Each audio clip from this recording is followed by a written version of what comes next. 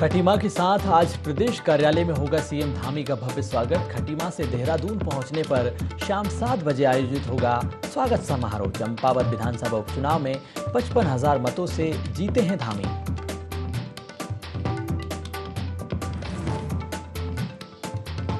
Rajya Sabha seat पर BJP का निर्विरोध कब्जा। डॉक्टर कल्पना सैनी को मिला राज्यसभा सदस्य का सर्टिफिकेट। प्रदेश और केंद्रीय संगठन का जताया आभार।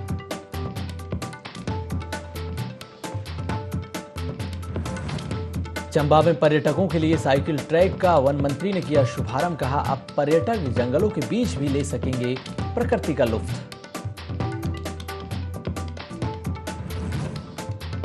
अवैध अतिक्रमण पर अब गरजने लगा है बुलडोजर। हाईकोर्ट हुआ सख्त। बाजपुर में प्रशासन ने की अतिक्रमण पर बड़ी कार्रवाई।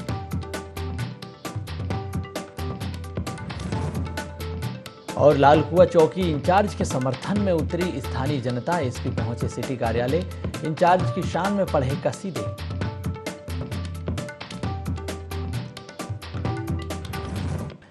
नमस्कार, देवभूमि लाइव देख रहे हैं आप। मैं हूं आपके साथ सोनू सेन। देहरादून से बड़ी खबर। आज देहरादून में मुख्यमंत्री पुष्कर सिंह धामी का भव्य स्वागत होगा। परेड ग्राउंड में इसकी तैयारी की जा रही है। तो बड़ी खबर आपको बता दें, 55,000 मतों से जीतने के बाद देहरादून में मुख्यमंत्री धामी के भव्य स्वागत की तैयारी की जा रही है। परेड ग्राउंड में इसके लिए स्वागत समारोह आयोजित किया जाएगा, जिसमें बीजेपी के कार्यकर्ता और पदाधिकारी उनका भव्य स्वागत करेंगे।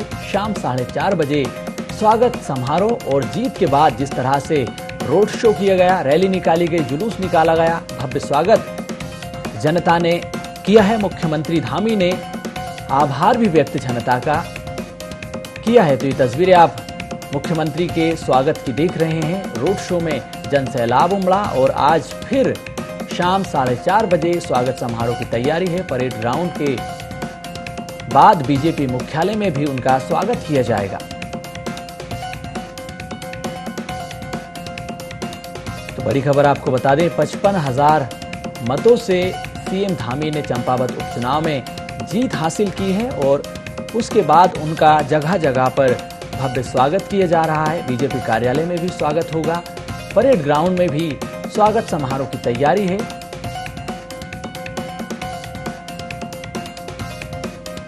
तो कांग्रेस प्रत्याशी निर्मला गहतोड़ी को बड़े ही अंतर से उन्होंने हराया है। गहतोड़ी की जमानत जब्त हो गई और 55,000 मतों से रिकॉर्ड तोड़ जीत दर्ज की है धामी ने, जिसके बाद उनका प्रदेश भर में भव्य स्वागत किया जा रहा है। काफी उत्साह कार्यकर्ताओं में, पदाधिकारियों में देखा जा रहा है। बीते 2 महीने की मेहनत, जिसका परिणाम जीत के रूप में बदला है। और धामी के स्वागत के लिए जन सैलाब, कार्यकर्ताओं में उत्साह, उमंग, उल्लास के साथ कार्यकर्ता धामी के स्वागत की तैयारी में है।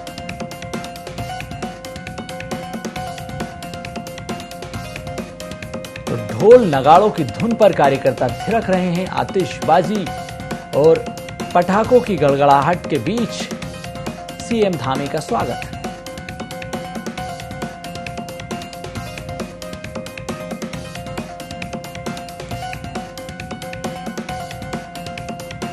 तो 55,000 मतों के रिकॉर्ड तोड़ जीत का यह परिणाम है कि सीएम धामी का भव्य स्वागत किया जा रहा है। कार्यकर्ताओं में काफी उत्साह और उमंग देखी जा रही है। बीते 2 महीने में सीएम धामी ने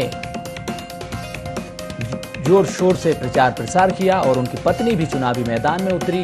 दर्जन भर से ज्यादा मंत्री जो कि चंपावत उपचुनाव में प्रचार प्रसार करते नजर आए। केंद्र सरकार की योजनाओं को इन्होंने जनता तक पहुंचाया। राज्य सरकार की उपलब्धियों को भी जनता के बीच पहुंचाया और यही वजह है कि आज परिणाम जीत में बदले हैं। और इसके पीछे बड़ी मेहनत संगठन की भी है, कार्यकर्ताओं की भी है और धामी की है। और इसका पूरा श्रेय पुष्कर सिंह धामी ने अपने कार्यकर्ताओं को दिया, उनके संघर्ष को दिया। इस तरीके से 2 महीने के भीतर कार्यकर्ताओं ने ग्राउंड लेवल पर काम किया, बूथ स्तर को मजबूत किया और हर बूथ पर कार्यकर्ताओं की तैनाती माइक्रो लेवल पर जिस तरह से धामी ने मीटिंग की और कार्यकर्ताओं को बूस्ट किया, जिसके बाद ये परिणाम चुनाव के जो हैं जीत में बदले हैं।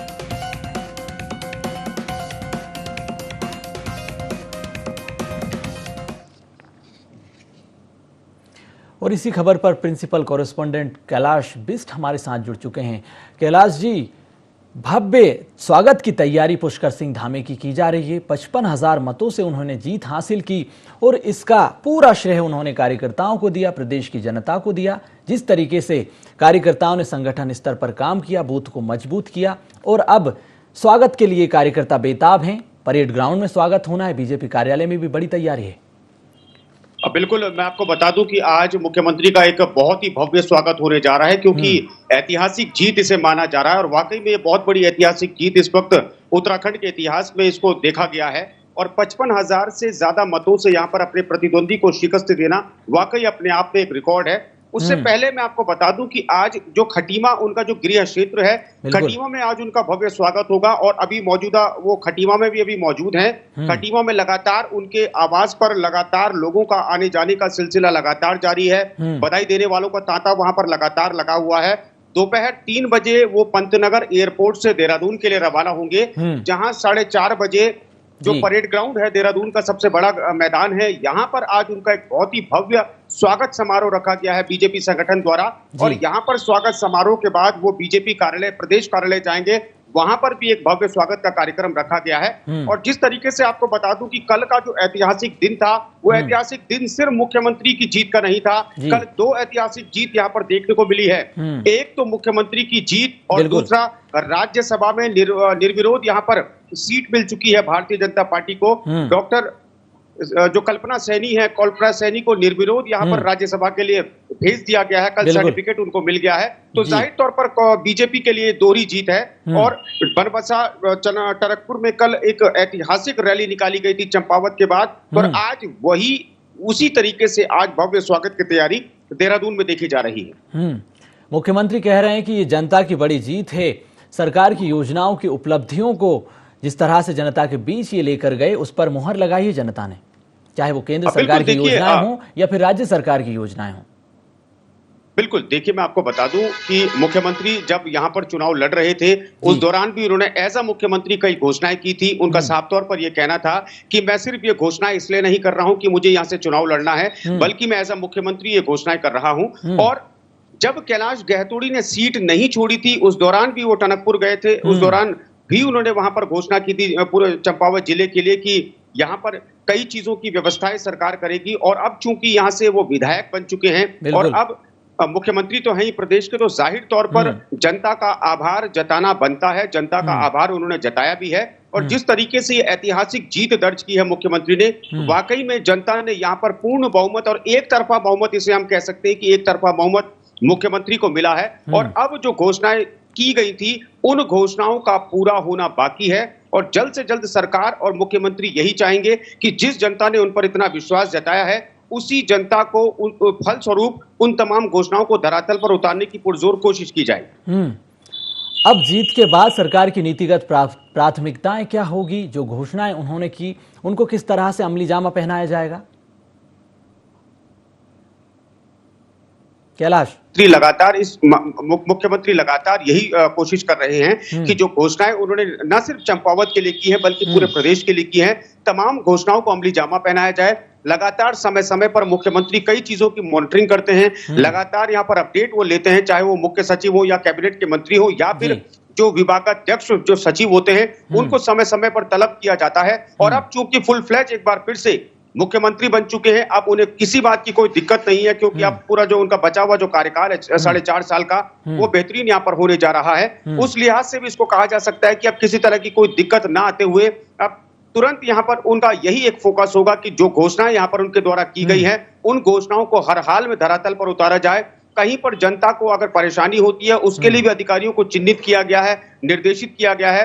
और जो जिलाधिकारी स्तर के जो अधिकारी हैं, उनको यहाँ पर बेवजह उनके बड़े अधिकारियों द्वारा परेशान ना किया जाए।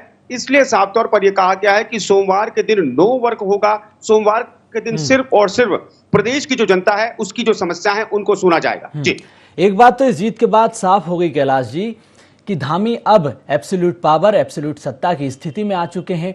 कल्याणकारी राज्य की स्थापना के लिए वो लगातार अब काम करेंगे और स्वागत के बाद बड़ी बैठक वो विभागीय अधिकारियों के साथ भी करेंगे।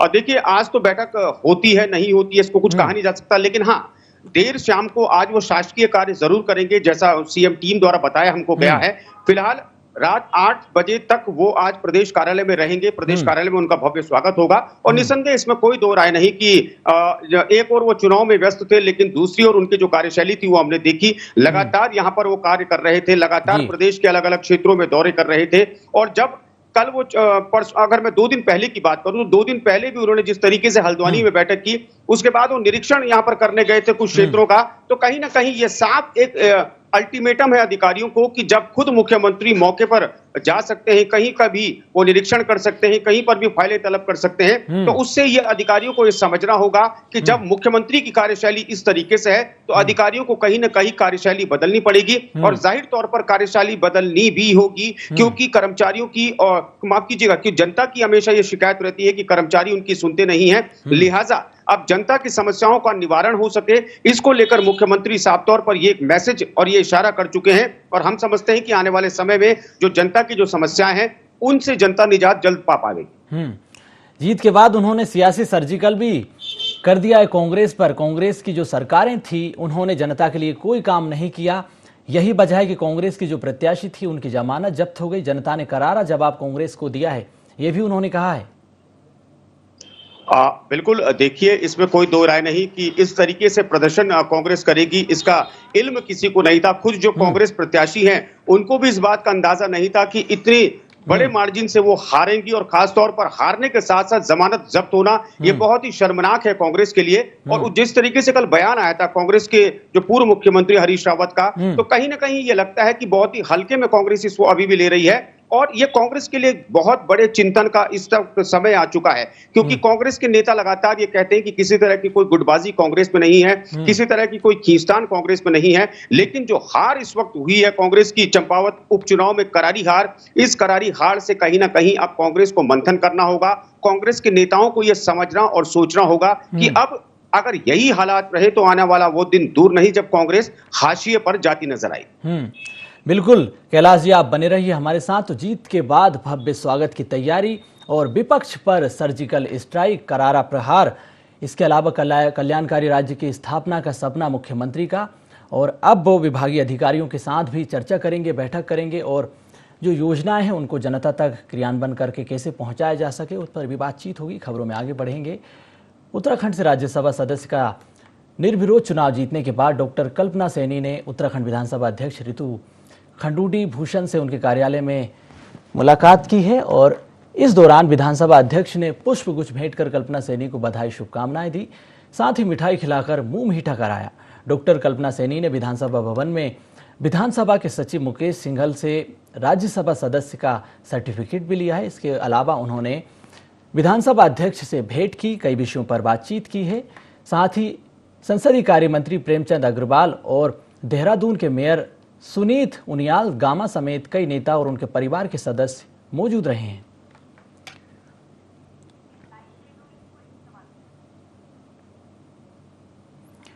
और इसी खबर पर लगातार हमारे साथ कैलाश बिष्ट बने हुए हैं, प्रिंसिपल कॉरेस्पॉन्डेंट हैं। जी कैलाश जी, क्या जानकारी है? देखिए बिल्कुल, मैं आपको बता दूं कि जिस तरीके से अगर मैं कल बीते दिन की बात करूं तो बीता दिन बीजेपी के लिए बहुत बढ़िया दिन रहा।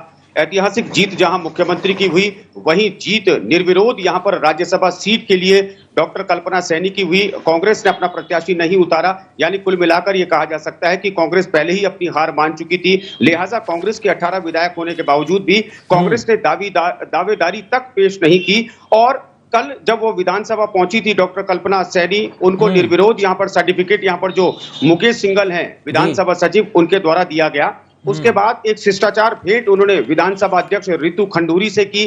वहां पर उनके साथ कैबिनेट मंत्री प्रेमचंद अग्रवाल मौजूद थे।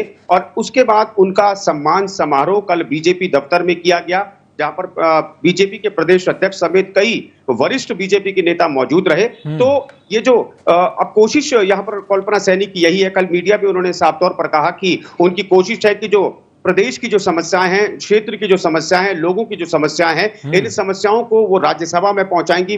ऊंचे जो सबसे बड़ा सदन है इस देश का, वहां पटल पर रखेंगी, ताकि जो क्षेत्रीय समस्याएं हैं उनका निराकरण हो सके। सरकार के साथ सामंजस्य बनाने की बात उन्होंने कही है। और सबसे बड़ी बात, जिस तरीके से महिला पर भरोसा जताया है इस वक्त बीजेपी के केंद्रीय संगठन ने, और खासतौर पर सैनी समाज से वो आती हैं, पिछड़े वर्ग से वो आती हैं, तो इसको माना जा सकता है कि जहां भले ही बीजेपी ने एक निशाना साधा है आगामी लोकसभा चुनाव के लिए, वहीं एक महिला का सम्मान करके बिल्कुल कैलाश जी, निशाना साधा। बहुत धन्यवाद आपका तमाम जानकारी के लिए। तो डॉक्टर कल्पना, जो कि राज्यसभा की अब सदस्य बन चुकी हैं, जनता की आवाज सदन में उठाएंगी। जीत के बाद देहरादून में मुख्यमंत्री पुष्कर सिंह धामी के स्वागत की भव्य तैयारी की जा रही है। चंपावत में 55,000 मतों से जीतने के बाद यहां उन्होंने एक रिकॉर्ड बनाया है। बीजेपी कार्यालय में उनके स्वागत की आज तैयारी है और भव्य स्वागत उनका किया जाएगा।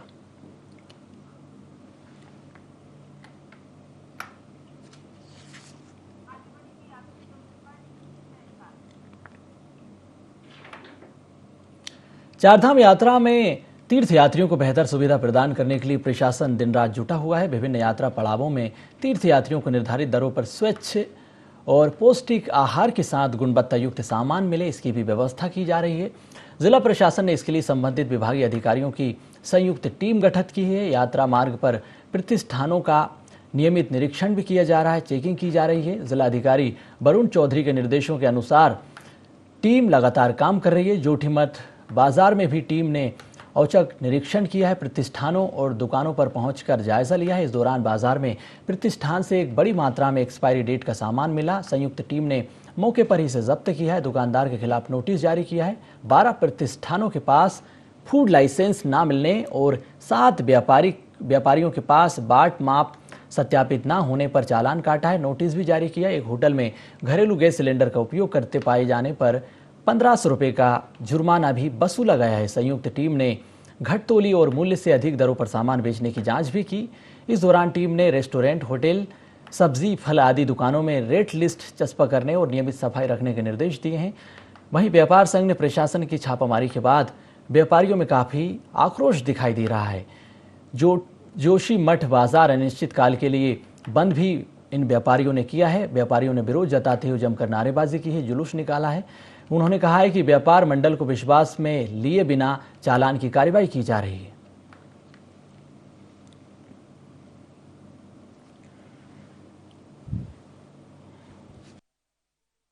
यात्रियों से स्थानीय व्यापारियों को कोई भी फायदा नहीं हो रहा है। अनावश्यक उत्पीड़न प्रशासन द्वारा व्यापारियों पर किया जा रहा है, जिससे स्थानीय व्यापारी आक्रोशित हैं और अपने व्यापार प्रतिष्ठान बंद करके रोड में प्रशासन के खिलाफ खड़े होने को मजबूर हो रहे हैं। क्योंकि स्थानीय प्रशासन द्वारा फूड से लेके बाट माप अधिकारी बिना बताए हुए, बिना कोई यहाँ पर कैंप किए हुए व्यापारियों का चालान शुरू कर देता है। प्रशासन के खिलाफ पूरा मोर्चा खोल के पूरा रोड पर खड़े हैं और तब तक खड़े रहेंगे जब तक स्थानीय प्रशासन, पुलिस प्रशासन इस बात को नहीं मानेगा।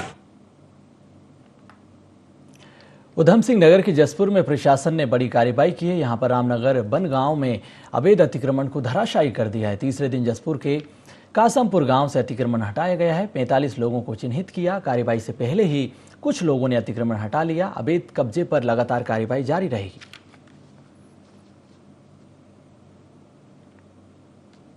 गांव में है और इनमें हम लोगों ने 45 लोगों को नोटिस दिया हुआ था, जिसमें कि एक अच्छी बात देखने को मिली कि अधिकतर लोगों ने अपने मकानों को पहले ही खाली करवा दिया है और जो अतिक्रमण हुआ था वो उसे तोड़ लिया है और अभी आगे को जा रहे हैं। देखते हैं कि कहां पर हमको अतिक्रमण मिलता है और उसके बाद हमारे द्वारा उसको हटा दिया जाएगा।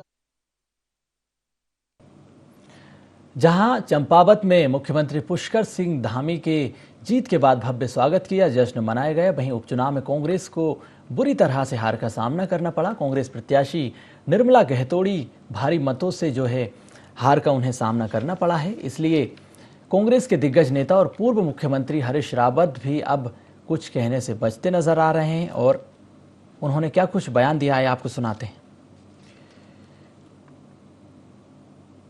एक थोपा गया चुनाव था जिसमें हमने अपना लोकतांत्रिक कर्तव्य, ये लोकतंत्र के हित में होता और इस राज्य में लोकतंत्र की हित में होता कि बिना सत्ता के दबाव के चुनाव होता है। हम जानते हैं कि परिणाम हमारे पक्ष में नहीं रहने जा रहा था, लेकिन जिस तरीके से मार्जिन अर्जित किया गया है उससे कांग्रेस नहीं, लोगों को गंभीरता से विचार करना चाहिए। उत्तराखंड के अंदर लोकतंत्र कमजोर है। पौड़ी के भट्टी गांव में गुलदार ने एक महिला पर हमला कर दिया। मृतक महिला का नाम समोद्रा देवी बताया जा रहा है। महिला अपना पड़ोस के घर में दिया जलाने जा रही थी, तभी गुलदार ने हमला किया है। बता दें कि पिछले दिनों सपलोड़ी गांव में भी एक महिला को गुलदार ने अपना शिकार बनाया था।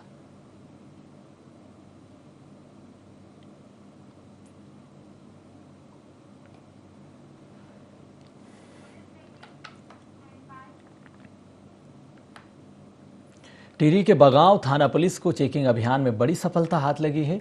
पुलिस ने 1 किलो 230 ग्राम अवैध चरस बरामद की है, जिसकी कीमत करीब 7 लाख रुपए बताई जा रही है। उत्तरकाशी जिले के रातलधार क्षेत्र से एक वाहन में श्रीनगर के कॉलेज छात्रों को चरस सप्लाई की जा रही थी। पुलिस ने NDPS एक्ट के तहत मामला दर्ज किया है, आरोपी को गिरफ्तार किया है, कार को सीज कर लिया, आगे की कार्रवाई की जा रही है। वहीं ASP पुलिस टीम को भी 2500 रुपये इनाम देने की घोषणा कर चुके हैं।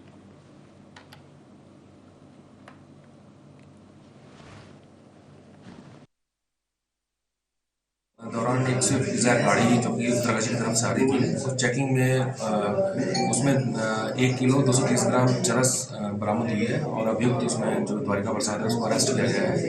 जुडिशियल रिमांड के लिए आज पेश किया जा रहा है। जो ये चरस पकड़ी गई है इसकी मार्केट वैल्यू लगभग 1,23,000 रुपये है और जो पुलिस टीम है इसमें इसको 2,500 का इनाम मेरी तरफ से किया गया है। और ये एडिशन है और 1 जनवरी से अब तक 16 अभियुक्त NDPS के पंजीकृत हुए हैं, जिसमें कि टोटल स्मैक की बरामदगी 120.51 ग्राम है और 11 किलो 716 ग्राम चरस बरामद की गई है। और अब जून में हमने एक इंटेंसिव स्ट्रेटेजी बना के नशे के खिलाफ एक अभियान हमने शुरुआत की है, जिसमें सारे स्टेशन ऑफिसर्स को लगाया गया है और ऐसे पॉकेट्स जो ज़्यादा अफेक्टेड हैं वहाँ पे SOG टीम को लगाया गया है। और जुलाई में कॉलेजेस खुलते ही वहाँ पे एक इंटेंसिव जागरूकता अभियान छात्राओं के लिए हम ऑर्गेनाइज करेंगे। विकास नगर में आर्यन सामाजिक संगठन ने अपने सैकड़ों कार्यकर्ताओं और प्रदेश अध्यक्ष सुमित नेगी की अगुवाई में SDM कार्यालय पहुंचकर अपना ज्ञापन सौंपा है। साथ ही सिंचाई विभाग पर ठेकेदार के साथ मिलकर पुल निर्माण में भ्रष्टाचार के आरोप भी लगाए हैं। मामले की जांच कर दोषियों पर कार्रवाई की बात की है। बीते माह जमनीपुर तप्पड़ क्षेत्र में लाखों रुपए की लागत से सिंचाई पुल बनाया गया था। घटिया निर्माण के चलते पुल का एक हिस्सा हल्की बारिश में ढह गया। इस पर आर्यन सामाजिक संगठन ने आपत्ति जताई है, जांच कर कार्रवाई की मांग की है। में वहीं के कुछ लोगों ने कल बताया था कि वहाँ पे पुल बनी है और वो पुल इस प्रकार की बनी है कि वो पहली बारिश, अभी बरसात भी शुरू नहीं हुई और पहले ही समझ लीजिए प्री मानसून की बारिश में वो पूरा का पूरी दीवार जो है क्षतिग्रस्त हो गया है। अगर वो बनाने इस प्रकार था तो मुझे लगता है वो कच्ची गोली ठीक थी, जिसको लोग भी खुद ठीक कर लिया करते थे। अब आप आज स्थिति ऐसी बन गई है कि जितनी भी वहाँ पुल बनी है, मैं सिर्फ जमनीपुर तप्पड़ की बात नहीं कर रहा हूँ, मैं और जगह की बात कर रहा हूँ, लेकिन मामला भी यहाँ का संज्ञान में आया और जगह का भी आएगा, उसमें भी हम आंदोलन करेंगे। जितने अधिकारी हैं, जितने ठेकेदार से सम्मिलित हैं, उनके खिलाफ कार्रवाई की जाएगी। बुलेटिन में इतना ही, मुझे दीजिए इजाजत। आप देखते रहिए IND24।